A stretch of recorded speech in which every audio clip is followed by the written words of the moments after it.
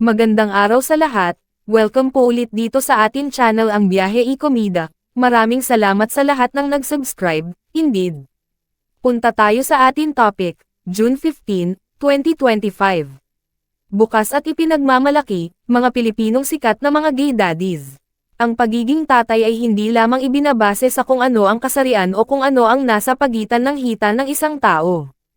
Ang pagiging ama ay nasusukat sa kung gaano ito kahanda na gawin ang lahat para maitaguyod at mapanatiling maayos ang kanyang pamilya. Wala sa kasarian, o estado sa buhay, bagkus nasa puso at paninindigan. Hindi lang Father's Day ang ating ipinagdiriwang ngayong buwan dahil kilala rin ito na Pride Month kung saan ipinaglalaban natin ang pantay na karapatan at pagtrato sa mga LGBTQIA+ community. Narito ang mga kilalang personalidad na kilalang nag-out sa publiko ngunit proud loving father sa kanilang mga anak.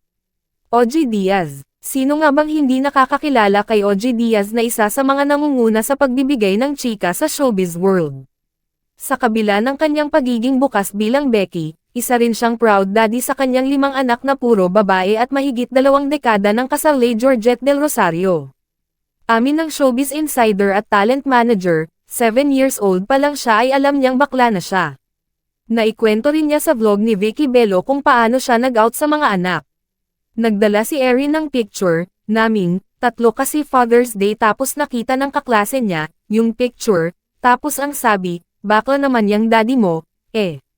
Sabi ko, next time, pag nag-insist sila na bakla, ang daddy nyo, huwag kayong magagalit, kwento ni OG.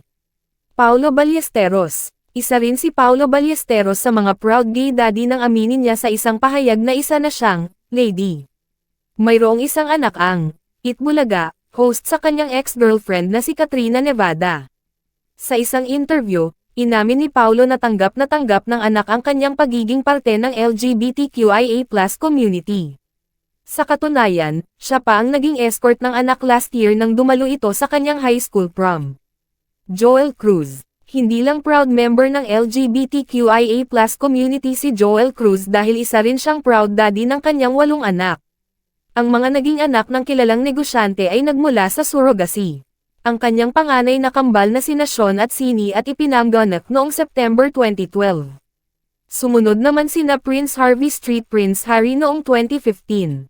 Ang pangatlong kambal niya ay ipinanganak noong 2017 na sina Charles and Charlotte.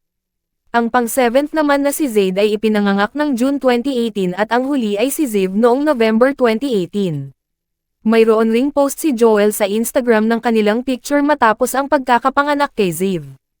A proud father of 8 children. Single father, gay, happy, responsible at very blessed. Say ng negosyante. Arnel Ignacio. Isa rin ang TV personality turned politician na si Arnel Ignacio sa mga kilalang Becky sa industriya at proud papa. Mayroon siyang isang anak sa kanyang ex-wife na si Franny Ignacio. Jovet Moya. Matapos ang mga kumalat na spekulasyon tungkol sa kanyang tunay na sekswalidad, inamin na ni Jovet Moya noong 2004 na isa siyang bakla. Bago ang kanyang pag-amin ay nagkaroon siya ng 9 na anak na magkakaibang babae. Isa sa kanyang mga anak na si Rob Moya ay asa showbiz rin. Sa ngayon ay isa ng health advocate ng LGBTQIA+ community si Jovet at madalas bumisita sa mga miyembro ng komunidad na nagkaroon ng AIDS at HIV. At yan ang atin latest showbiz chika update for today, huwag kalimutan mag-subscribe. Click the notification bell for more showbiz chika updates, like and share the video at suportahan po ang atin Facebook page. Maraming salamat sa lahat ng nag-subscribe. Indeed, magandang buhay sa lahat. Adios!